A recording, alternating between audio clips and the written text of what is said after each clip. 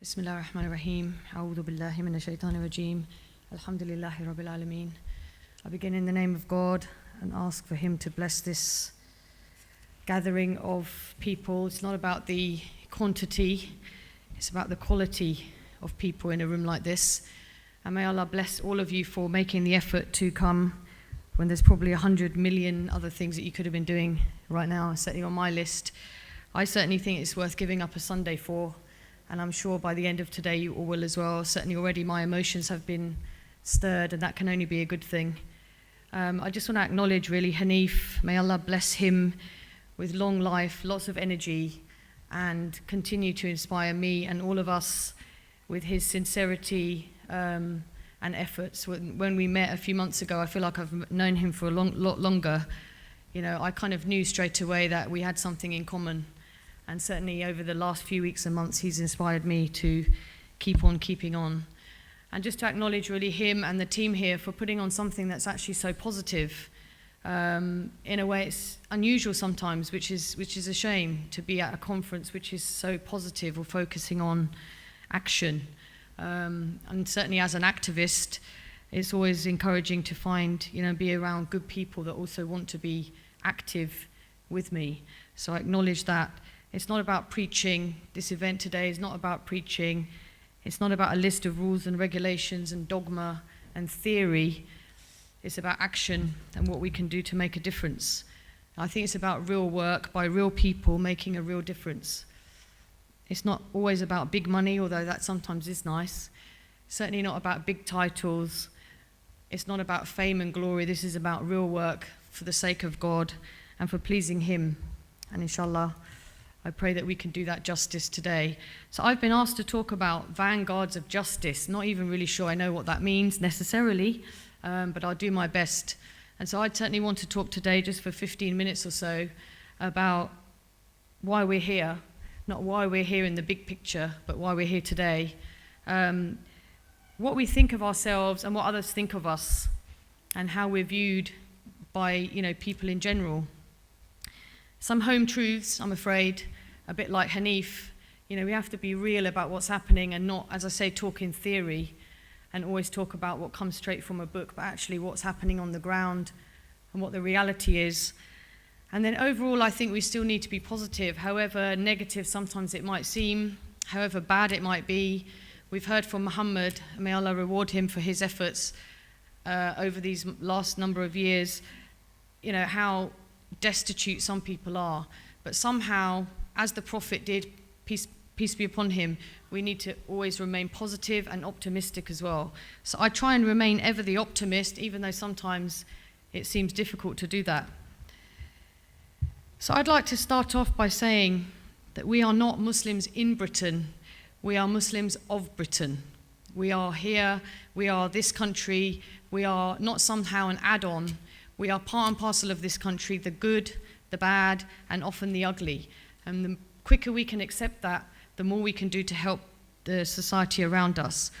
And I came from the BBC earlier on a radio debate with the MP who's been saying that he wants to ban the wearing of niqab in public.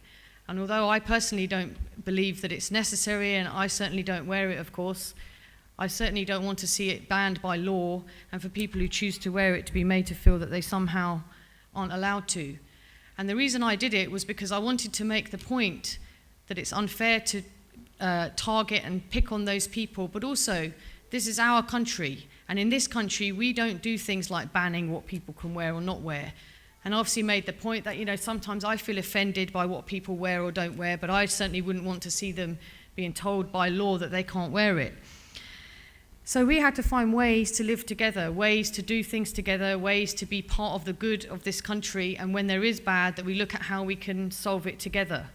So we are Muslims of Britain. We're not in Britain.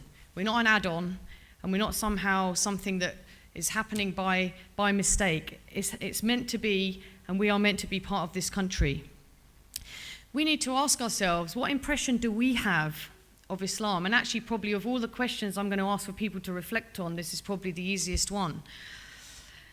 And we know about the Prophet, peace be upon him, and his life and the beautiful, uplifting things that he did, his teachings, how generous he was, peace be upon him, how patient he was, how everyone loved him. We know the stories of how before he became a prophet, he was known as Al-Amin. You know, this is probably one of the most inspirational aspects of his life then, was that despite all of the difficulties he was in, he was always known, peace be upon him, as Al-Amin, the trustworthy, the one that people went to when they needed something resolving, they went to him.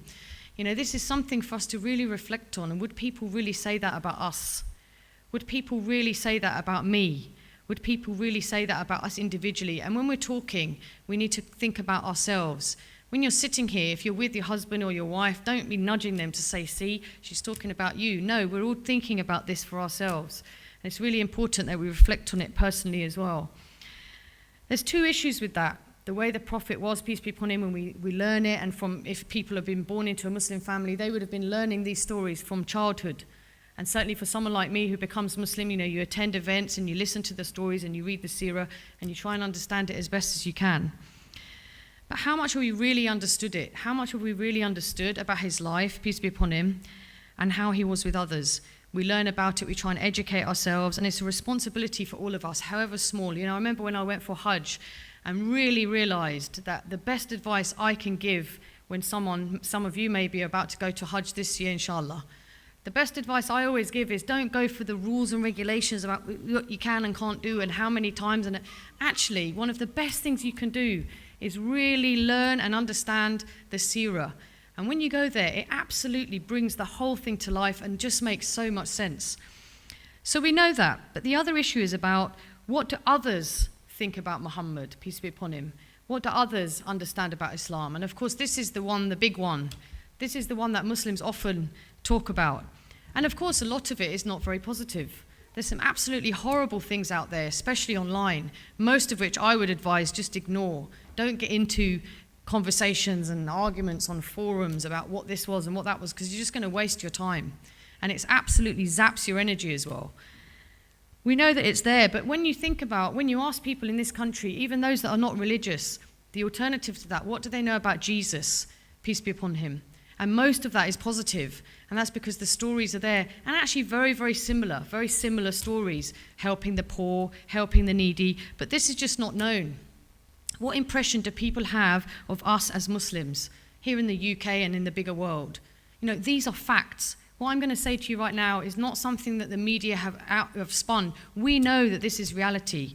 So do people know that peace, you know, do people associate these words with Islam and Muslims or not? And let's think about it. Peace, love, justice, equality, helping others, being there for the needy. Do people actually associate these things with Islam and Muslims right now in the UK? You can answer the question for yourself. Or when they turn on the TV, or when they understand what they think they understand about Islam and Muslims, what do they think of? War, mayhem, gender inequality, all the ugly things that you can possibly think of. These are the things that people associate with Islam and Muslims, whether we like it or not. And of course, it's very uncomfortable for us. It's very uncomfortable for you to be listening to me saying it, but that's the reality. These are facts. The story that we heard, the beautiful story that we heard from our teacher on the video about Abu Bakr, and about how he was actually protected. That person came forward as his ally and his friend. And what I would take from some of that, one of the things I would take from that story, is that Abu Bakr, may Allah be pleased with him, actually developed such a reputation as far as that man was concerned, that it was worthy of him to take him back and protect him. And these are the kinds of people that actually we do already have around us as Muslims. Don't automatically assume that everybody is against Muslims and somehow, you know, we're the bad ones and that everyone thinks bad about. Of course not. We have allies like that as well around us. We have people like that who want to work with us, who want to help us, and we have to hold on to that and remember that that is the reality. Now, we can choose to preach, we can choose to be on our high horse, we can talk about the theory, and we can be negative and become the victims and keep our head down and think that, you know, everyone's against us, the whole world is against us. Or we can choose to be the community that is noticed, the kindest, the most generous, the doers, the people that other people want to be around, the softest, the best spoken, the nicest gardens. Now there's something to aspire to. The cleanest streets. Is it a long shot? Of course it is. Is it difficult? Yes, it is, because we have issues. Poverty is real. We've heard about it. These things don't just affect other communities, they affect our communities as well. Walk around some of the streets here and we realize that people are struggling. It's difficult. But it's not impossible. It's not impossible for us to continually start to be seen as the best of people. It's not good enough for us to talk in lectures and on TV and on these countless TV channels that we have now in all sorts of languages, telling each other how good we are, how we are the best of people, and Hanif had already touched on this earlier. It's not good enough. We really need to be seen by others as the best of people. And what better way is there to serve? We're talking today about serving humanity. You can't discriminate who you're going to serve, as Muhammad has so eloquently said much better than I can. And we constantly preach it, but we need to actually put this into practice, look into ourselves individually and collectively, and think about how we can make this a reality. Action speaks louder than words, they say. It's such a fantastic statement, and a picture paints 1,000 words. It really does. It's not enough for us to speak amongst ourselves about what we know Islam is and how good the Prophet was, peace be upon him. We have to actually put it out there and show people. And how we viewed and how do we see ourselves. And I saw something fantastic online earlier, which some of you will like and some of you might not, but I'm going to say it anyway. And here, the teacher in America spoke about humble swagger. I quite liked it because I thought it's about being humble, and of course it's all about intention, but it's about being confident as well. It's about walking on the earth gently, speaking in good words. We know that the Quran talks about beautiful teachings, and we take that. Our intention is crucial, so everything we do, we know our intention is absolutely at the core of that.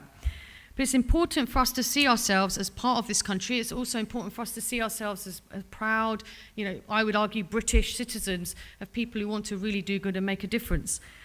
Some people, and believe me, the people on the radio this morning were certainly trying to make me feel that we are, as Muslims, somehow on the edge, somehow separate, somehow wanting to keep ourselves isolated. Now, we have to tell our story. I don't want people like that MP telling me what Muslims believe in, which is what he was trying to do today.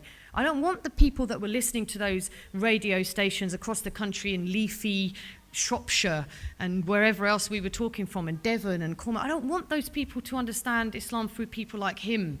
I want them to understand Islam through people like us, who are actually out there making a difference and making it impossible for them to think bad of us because we're doing so much good.